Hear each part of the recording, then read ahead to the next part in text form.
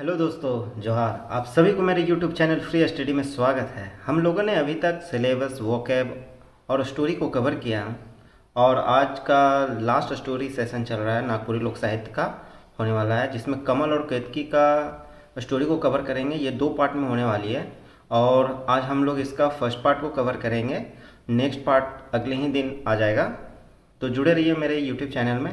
और बिना देर किए हुए इस रोमांच से भरे हुए स्टोरी को शुरू करते हैं। जैसा कि स्टोरी आ चुका है, कमल और केतकी। कमल और केतकी, ये कमल का फ्लावर लिया हुआ है। देखिए, आप लोग की सुविधा के लिए मैंने कुछ यहाँ से फ़ोटो आप लोग के लिए डाला है, जिससे आप लोग को स्टोरी समझने में आसान होगी। ठीक है। ऐसन छहर छवि नामक एक नगर रहे। क्या रहता है? एक नगर रहता है, उसका नाम रहता है छहर छवि नामक एक नगर रहे, जहाँ भुवन भर नाक राज राज करत रहे। एक राजा रहता है, उसका नाम था भुवन भर। उस राज्य का नाम था छहन छवि। मैं जो जो सर्कल करते जा रहा हूँ वो इम्पोर्टेंट है आप लोग के लिए, इसे एक बार रिकॉल कर लीजिएगा, ध्यान से रख लीजिएगा दिमाग में। भुवन भरकर विद्या धन नौवेक दीवान रहे, जेकर से उदिग विजय पाए रहे और धन जस कमाए रहे। भुवन भरकर बिहार चामुंडा नामक राजकुमारी से हुए रहे थोरके। देखिए, यहाँ तक हम लोग कंप्लीट करते हैं। एक छहर छवि नाम का एक नगर रहता है, जिसमें भुवन भरकर नामक एक राजा रहता है। उसके पास सारा चीज़ था, नौकर चाकर, दीवान, विद्या, राजपाट सब रहता है, और वो चामुंडा नामक राजकुमारी से विवाह करता है। ठीक है। थोड़के बछर राजा चामुंडा से सुखे रहलक, मगर जब उकर कोरा नहीं भरलक तो ऊ चंडी नामक दूसरे राजकुमारी से ब्याह करलक। देखिए, वो होता है कि जो चामुंडा नामक राजकुमारी से विवाह करता है तो उसके साथ सुख संपत्ति से अपना दाम्पत्य जीवन व्यतीत करने लगता है, लेकिन उसकी कोई संतान औलाद नहीं होती है। तो वो क्या करता है, चंडी नामक दूसरी राजकुमारी से विवाह करता है। उकर से कितना बछर बीतलक त्यो राजा कोनो छुआ कर मुँह नहीं देखलक, परंतु क्या हुआ, उसके साथ भी वैसा ही हुआ, उसका भी कोई संतान नहीं हुआ काफ़ी दिनों के बीत जाने के बाद भी। तो गठरी नामक और एक तीसरी कन्या है, उसका नाम है गठरी।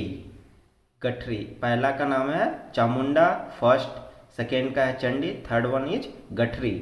गठरी नामक दूसरे राजकुमारी से के ब्याह कर लानलक।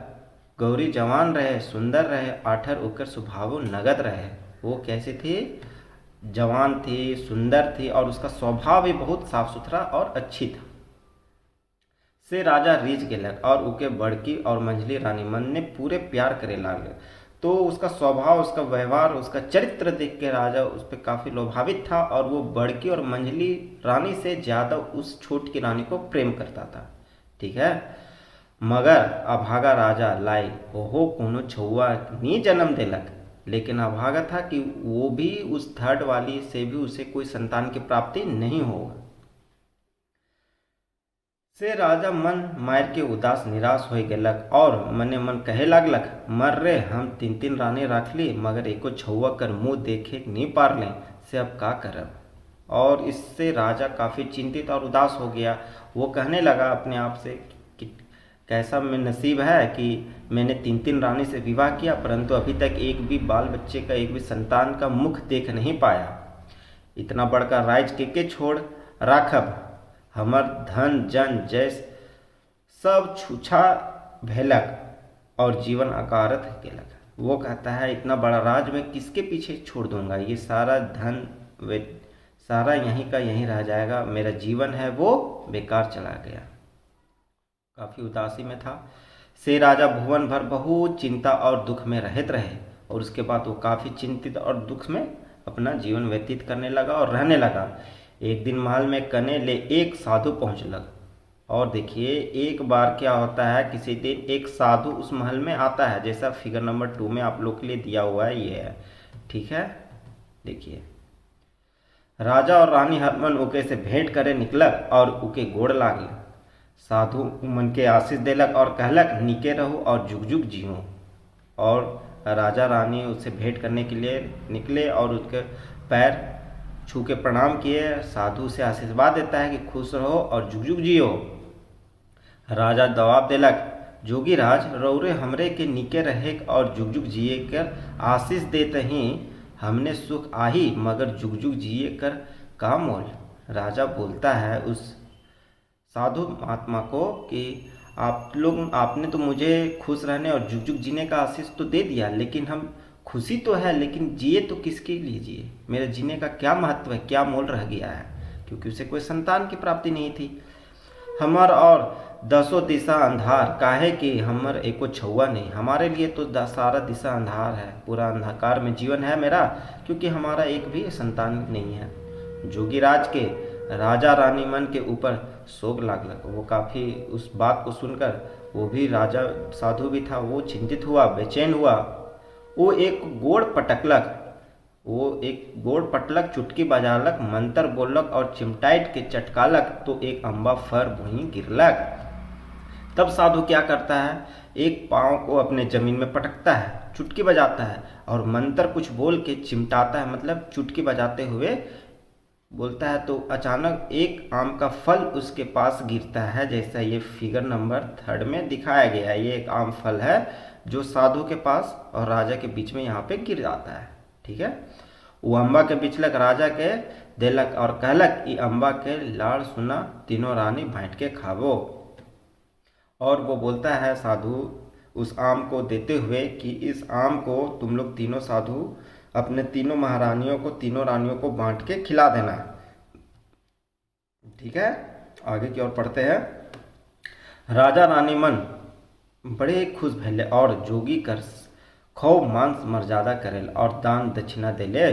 जोगी चल के लग तो राजा अम्बा के रानी मन के बांट के खाए के ले देलक। अब क्या होता है, ये बात सुन के राजा रानी मन काफ़ी खुश होती है और उसका काफ़ी मान सम्मान, मान मर्यादा और दान दक्षिणा करके उस महात्मा साधु को विदा करते हैं और काफ़ी खुशी मन से वो आम को खा लेते हैं, बांट के खाने लगते हैं। ठीक है, चलिए नेक्स्ट पार्ट पढ़ते हैं।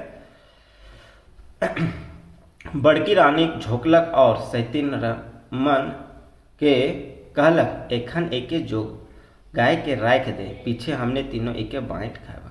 वो बड़की रानी अपना जो मंझली वाली सेकेंड वाली को कहती है कि इसे अभी अच्छे से रख दो, बाद में हम लोग तीनों मिलके बांट के खा लेंगे। राजा छोटकी के अधिक प्यार करत रहे से बड़की और मंझली हिंगत गा से जरत रहे और उके बहुत साधते रहे। अब देखिए यहाँ क्या होता है, जो राजा था वो छोटकी को काफ़ी प्रेम प्यार करता था। ठीक है, और जिसके कारण बड़की और वो मंझली है उसे काफ़ी जलते थे। अपने ने तो बैठल रहे और छोटकी के ऊ कर कह के काम फरमाए देते रहे। वो क्या होता है, बड़ी और मंझली वाली अपने तो बैठे रहती है लेकिन छोटकी को हमेशा कि ये करो वो करो काम कह के उसे दे देते हैं, जैसा कि फिगर नंबर 4 में आप लोग के लिए दिखाया गया है। ठीक है,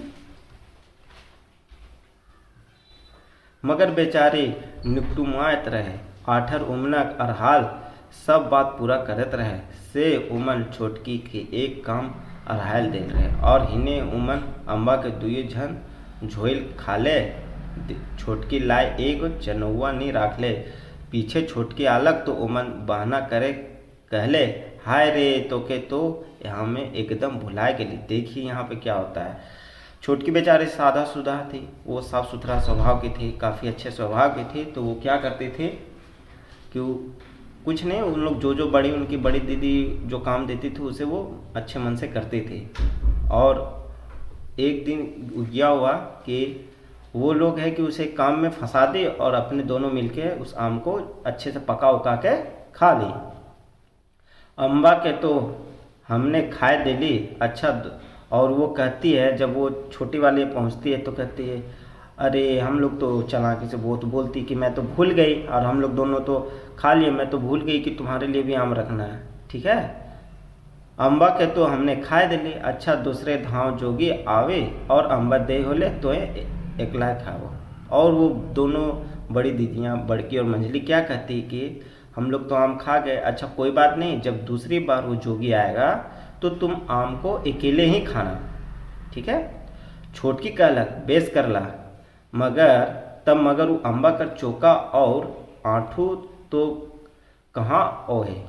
अब वो कहती, छोटकी कहती कि जो भी किए अच्छा किए, लेकिन उस आम का छिलका और उसका गुठली है वो कहाँ पे है? उमन कहले उजुन उठिन बढ़ाए फेंकी। वो बड़ी कहती है कि देखो उस जगह पे मैंने उसे खा के वहाँ पे फेंक दिया, बाढ़ के हटा दिया, मगर उके अब का करबे, नहीं हमरे बड़ भूल कर ली, भला एक लायक खाए दिली। लेकिन हम क्या करें, देखो हम लोग तो बड़ा भूल कर दिए, गलती हो गया हम लोग से कि हम लोग अकेला खाए, तुमको नहीं दे पाए। ऐसा दोनों दीदियाँ भी अफसोस कर रही है दिखावटी के लिए। ठीक है। छोटकी कोनो नहीं कहलक चौका आठर, आठू के उठालक, आठुर के तो चूसलक, मगर चौका के पीस के और पानी में घोर के पी गलक। अब देखिए छोटकी क्या कहती है, उस छिलके और उस गुठली को उठाती है। गुठली को वो तो चूस जाती है, लेकिन छिलके को वो पीस के और पानी के साथ घोल के वो पी जाती है। थोड़के दिन पाछे छोटकी में तो भारी गतेर होए के चिन्ह दिसेक लगल। और देखिए कुछ दिन के बाद उसके शरीर में बदलाव आया छोटकी के, कि मतलब वो प्रेग्नेंट हो गई, मगर बड़की और मंझली से भारी गतेर होकर कोनो लक्षण नहीं देसलक। और बड़की और मंझली थी, उनमें गर्भवती होने का कोई भी लक्षण नहीं दिख रहा था, जबकि छोटकी में जो आम की गुठली और उस छिलके को ग्रहण की थी उसमें गर्भवती होने का लक्षण दिख रहा था। से उमन सब कदराए खोबराए हुए। और अब क्या हुआ कि वो दोनों जो दीदियाँ थी वो और जलने लगी, कि वो मुड़कट्टा जोगी ने बताला कि अम्बा का चोकला आठुर आठू में जून गुण आहे, चकता में नहीं। और वो काफ़ी गुस्सा में उस साधु को गाली गलौज करने लगे, गुस्सा में बोलती है कि आम का चोकला और उसका जो गुठली में उसमें गुण है आम के, वो चकता में गुण नहीं, ऐसा उसने क्यों नहीं बताया। ऐसा करके वो अफसोस करने लगे और साधु को कोसने लगी। हमने का जाने गली कि ऐसा बात ओए, दोनों आपस में ऐसा बात करते हुए बात याद नहीं लगती है। नीति हमरे हे जून चौका मन के पीस के पी रहे तो आठू चाटती और चना मन के वो छोड़िया के देते। और कहती है कि ऐसा मालूम रहता तो हम भी उस गुठली को चूसते और उस छिलके को ग्रहण करते और उस चकते को उसे दे देते। से उमन छोटकी के पहले ले पूरे सताए के लागलक, ओके भारी भारी काम अरहाय दिलक, सुस्ताए कर तो इनको फुर्सत नहीं दे। अब क्या होता है कि वो है कि और जलने लगे छुटकी से और उसको काम देने लगे, और पहले से भारी मन काम देने लगे, और जरा से उसे फुर्सत भी नहीं देते हैं रहने के लिए। और बात बात में खेकटे गरियाए ते बेचारा चुपचाप सब सड़ते जाए। और क्या होता है, उसे काफ़ी गाली गलौज करने से प्रताड़ित करने लगती है उन लोग।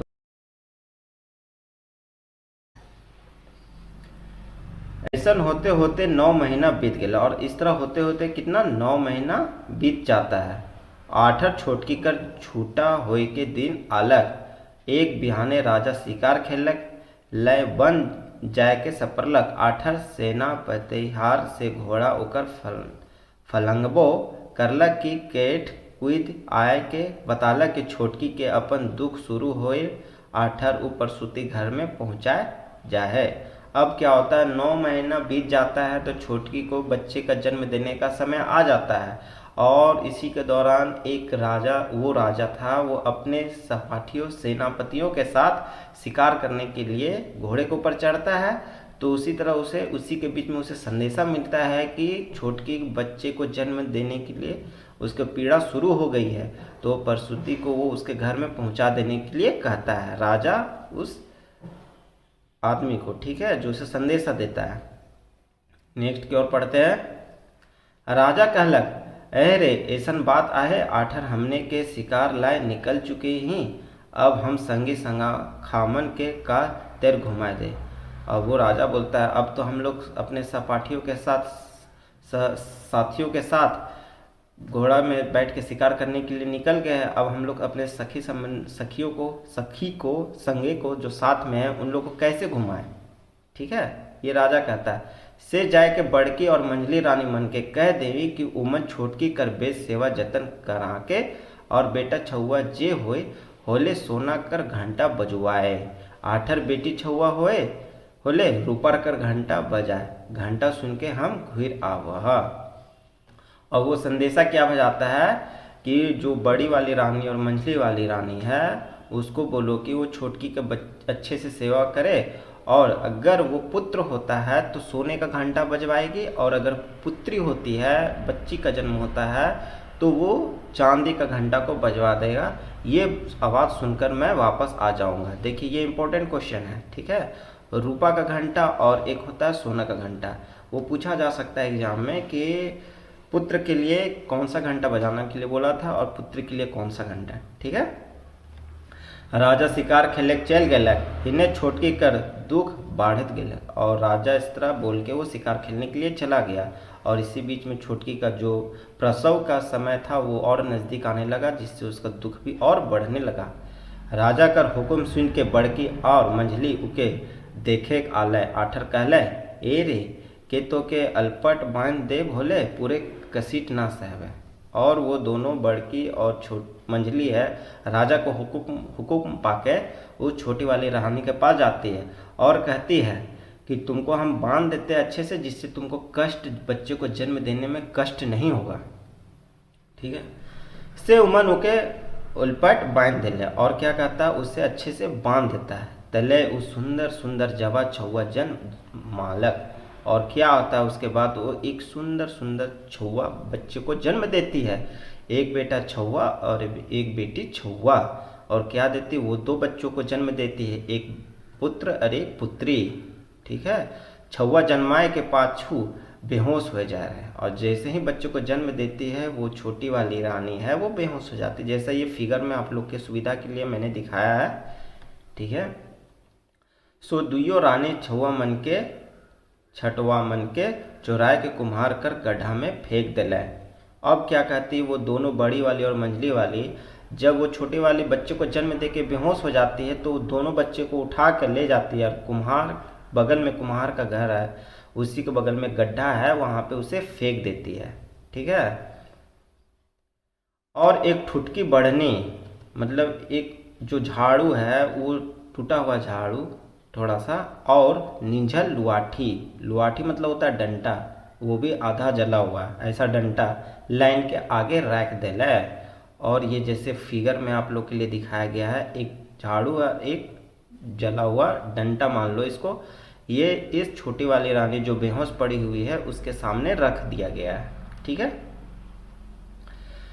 जब छोटकी कर होश घुर लागलक तो उमन अलपट के छोड़ देने। होश घुरे घुरते छोटकी कहे, दीदी दीदी मोर छुआ मन कहाँ आए हैं, मोए उमन देखे खोजते हैं। और जब छोटकी का होश आता है तो वो दीदी दीदी कहते हुए अपनी दीदी को आवाज़ देते हुए कहती है कि मेरे बच्चे कहाँ हैं, मैं उसे देखना चाहती हूँ। दुइयो सैतन निठुर होए के और हंस के उके ठुटके बढ़नी और खोरल लुआठी सामने दिखाई दिले, और कहे, देख रे बहिन आपन छुआ मन के देख, ई तो के छुआ मन के जन्माईस। अब कहती है दोनों जो बड़ी और मंझली है वो हंसते हुए निठुर स्वभाव में उस छोटी वाली रानी को बोलती है कि देखो तुम क्या जन्माई हो, ये एक ठुटकी बढ़नी है और एक तरफ है ये है तुम्हारा वो जला हुआ लकड़ी, इसे ही तुम जन्माई हो, जन्म दियो। बेचारी छोटकी रानी कांदे बिखले लागल। उन्हें सैतिन हरमन नौकर चाकर के हुक्म दिले कि महल और नगर में पीतर और कांसा कर जितना बासन बर्तन मिले सब के बजावा। अब देखिए, और इसके बाद छोटकी रानी वो रोने भी लगने लगती है, लेकिन जो बड़ी और मंझली सैतिन मन थी वो नौकर चाकर को हुक्म देती है कि महल और नगर में जितने भी पीतल और कांसा का बर्तन है उसे जोर जोर से बजाए। देखिए राजा का आदेश था सोना और चांदी का बर्तन को बजाने के लिए, ठीक है, लेकिन वो हुक्म देती है पीतल और कांसे का। ये भी इंपॉर्टेंट क्वेश्चन है, इसे भी याद रखिएगा आप लोग। से नगर भैरकर बासन बर्तन उंढानाए के लागलक और दूर दूर तक सुनाए लग, और उसे बरजमाने लगवा दिया, ठीक है। राजा सुनलक और सोचे के लागलक ई का भेलक, गोटा नगर में आई कोनो तो नींद लागलक। और जब राजा को उस कांसा और पीतल का बर्तन का काफ़ी आवाज़ सुनाई देने लगा तो वो सोचने लगा कि ये क्या हुआ, कहीं तो पूरा राज्य में आग तो नहीं लगा हुआ है। वो घोड़ा उड़ दौड़ात अलग तो देखत कि आदमी मन उकर बट तैक तैक के मुस्कात है, और जब इसी बीच में वो घोड़ा दौड़ाते हुए उस अपने राज्य की ओर बढ़ा, तो वो देखता है कि सारा रास्ते में आदमी मन उसे देखते हुए मुस्कुरा रहे हैं। वो कर मतलब कि नहीं समझे और सोचे सोझे प्रसूति घर ठिन जाके चामुंडा और चंडी के देखे पूछले कि बेटा है कि बेटी। अब देखिए वो ये बात को नहीं समझ पाया और सीधा प्रसूति के घर पास पहुंचा, और जो बड़ी और मंझली वाली चामुंडा और चंडी जो रानी थी उससे वो डायरेक्ट पूछता है कि बेटा हुआ या बेटी। दुयो रानी उके लेज के उठुटकी बढ़नी और लुआठी दिखाए के कहलक, देख महाराज, आँख भर के देखी रौरे प्यारी छोटकी रानी रौरे ले का जन्मा है। और दोनों रानी कुछ नहीं बोलती और उस राजा को प्रसूति घर में लेके वो उसे वहाँ पे रखा हुआ ये बढ़नी और ठुटकी बढ़नी और लुआठी दिखाते हुए कहती है कि आंख भर भर के देखो राजा कि आपकी छोटी प्यारी रानी क्या जन्माई है। राजा के ई देख के सुन के बड़ा कोप चढ़लक और वो छोटकी रानी के लतियाए के कहलक, ये अभागिन मोर जग हंसाए करवाए के मोए इके अब देखे नहीं चाहिए। और वो राजा था, वो बड़ी और मंझली रानी के बात में आ गया और उसे काफ़ी दुख लगा, काफ़ी गुस्सा भी चढ़ा और वो छोटकी रानी को मारते हुए कहता है कि ये अभागिन है, ये हमारा जग हंसाई करवाएगा कि देखो तुम्हारा क्या पुत्र हुआ, एक बढ़नी और एक लुआठी। मोई के अब ना देखे चाहूँ, मैं अब इसे नहीं देखना पसंद करूँगा, ऐसा राजा कहते हुए उसे मारता है। चलिए इस नेक्स्ट पार्ट की ओर बढ़ते हैं। तले को नौकर मन के फरमालक इके महल के निकलाए के नगर कर बाहर कहाँ फेंक दो। और वो नौकर को कहता है कि इसे नगर से निकाल के बाहर फेंक दो।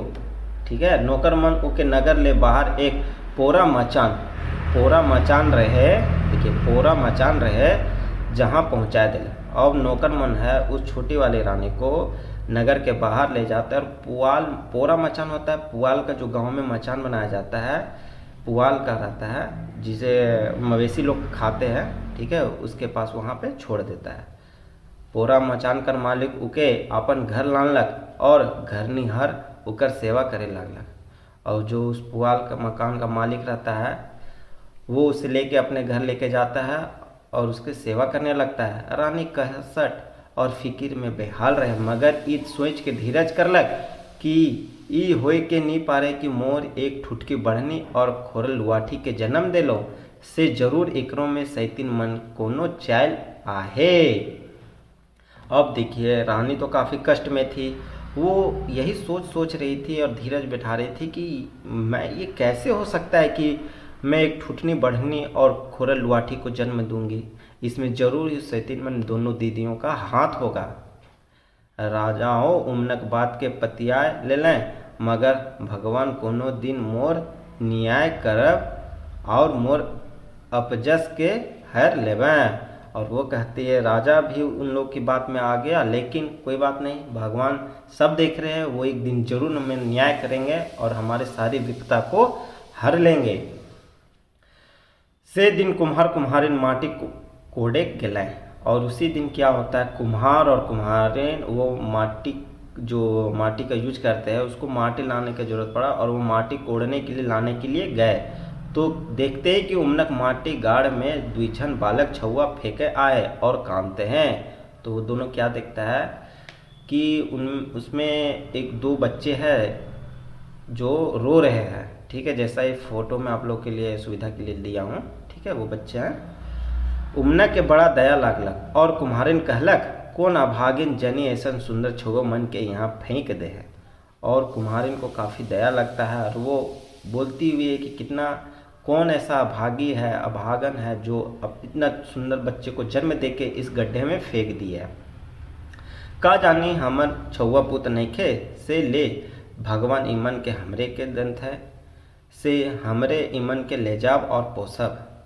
या हो सकता है कि हम लोग का भी तो बाल बच्चा नहीं है, पुत्र पुत्री नहीं है, तो हो सकता है भगवान हम लोग पे दया करते हुए हम लोग के लिए ये भेजे है, तो हम लोग इसे ले जाकर अपने घर में पालन पोषण करेंगे। वो कुम्हार और कुम्हारनी आपस में बात करते हुए। कुम्हार कहलक, हाँ हो ठीक कह, चल इमने के ले जाब, इमन नवा जन्मल हके, ई इमने के बेस सेवा होए के चाहिए। हाँ, तुम तो ठीक कहती है, ये अच्छा रहेगा। इन लोग को नया बच्चा जन्म है, इन लोग को ले जाकर हम लोग अपने घर में अच्छे से पालन पोषण करेंगे। से उमन दुए छुआ मन के ले गले और पोसे लागले। धीरे धीरे छुआ मन बाढ़ले। कुम्हार कुम्हारिन के बा माँ कहें से सुन के कुम्हार कुम्हारी बड़ा खुश हुए और छुआ मन के बेटा बेटी कहें घुराए। अब देखिए समय बीतता गया, वो बच्चे जो जन्म से छोटे हुए थे वो बड़े होते गए और धीरे धीरे कुम्हार कुम्हारिन को बा और माँ कह के पुकारने लगे हैं। और कुम्हार कुम्हारिन भी खुश होते हुए उसे बेटा और बेटी कह के दोहराते हैं, बुलाते हैं।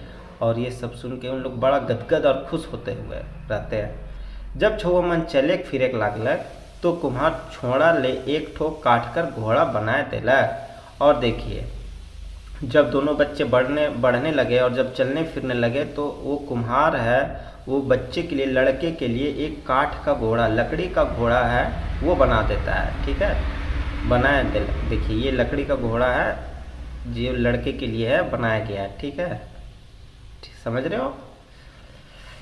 दिलक और छोटे ले सुपली मौनी कीन दिलक। और छोटकी के लिए, जो बच्ची है वो लड़की है, उसके लिए वो सूप और मौनी, जो महिलाएं लोग धान को ओसाने के लिए यूज करते हैं सूप का, और इससे धान या चावल या किसी सामग्री को नापा जाता है जो हर घर में मिल जाएगा, वो बच्चों के खिलौने के लिए ये बच्ची के लिए खरीद दिया गया। दुए छुआ खोर में खेलाएं। छोड़ा अपन घोड़ा के कहला काठ काठ काठ घोड़ा पानी पी पी। छोड़ा कहले सुपनी मौन झीरी झीरी खेल खेल। अब देखिए अब दोनों बच्चे आपस में खेलने लगे तो वो लड़का है वो घोड़ा से कहता है कि काट का लकड़ी पानी पियो पियो। और छोड़ी मतलब वो बच्ची कहती है सुपली मन झीरी हीरी खेल खेल, और अपने खेलो तुम उछल उछल कर। ठीक है।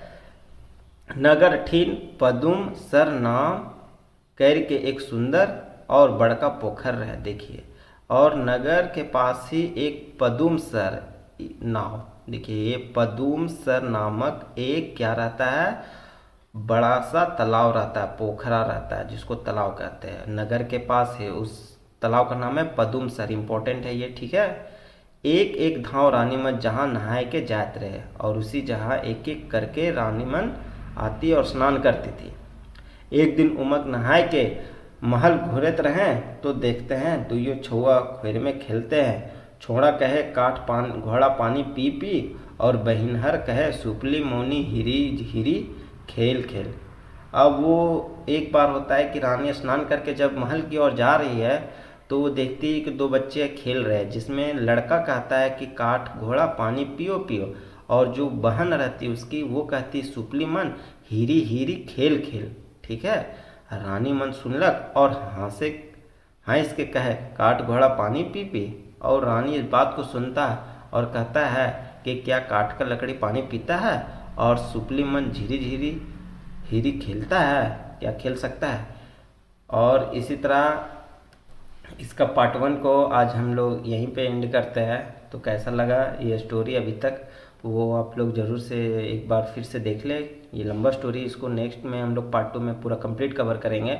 और जो भी नए जुड़ते जा रहे हैं मेरे चैनल के माध्यम से, मैं उनसे रिक्वेस्ट करूँगा कि आप लोग बाकी के सारे वीडियो को एक बार ज़रूर से देख ले, जिसमें आपको कंप्लीट सिलेबस और वोकेब और साथ ही साथ जितना भी नागपुरी लोक साहित्य का स्टोरी है वो मैं कंप्लीट करवा चुका हूँ। ये लास्ट स्टोरी है जिसमें पार्ट 1 को आज कंप्लीट किया गया, पार्ट 2 को कल ही अपलोड कर दिया जाएगा। ठीक है। और ज़्यादा से ज़्यादा आप लोग शेयर सब्सक्राइब करें। तब तक के लिए बाय बाय, टेक केयर, धन्यवाद।